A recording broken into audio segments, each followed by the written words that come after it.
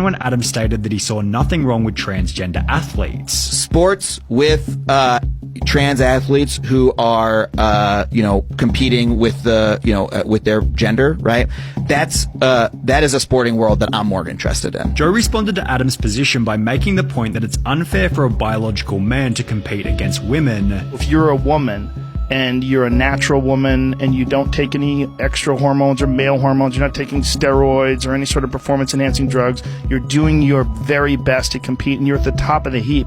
But then someone comes along that was a man for 30 years and decides that they're going to be a woman, and this has happened, and literally transitioned a few months ago, and competes as a woman and destroys records and dominates you in that sport. That's not competing on a level playing field. It's not fair. It's as much cheating as taking steroids when the other person doesn't. I disagree, and what do you disagree about? I've already. Well, I don't think that there is such a thing as a perfectly level playing field. I think we decide what kind of playing field we want to have. Sure, but we do make the distinction where we don't allow men to compete in women's divisions. And I think that distinction may be breaking down a bit, right? And I think it may be time to break down that distinction a little bit. So you think that males should be able to compete in the women's division of weightlifting?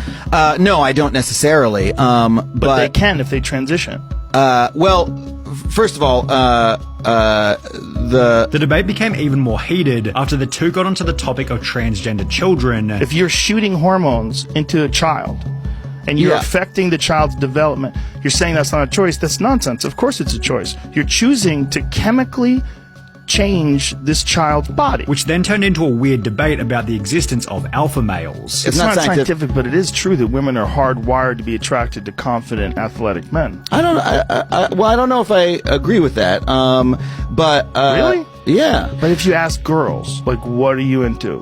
And you say, are you into tall, muscular, confident men who are also nice to you? Jesus Christ, it's going to be off the charts. It's going to be like most of them.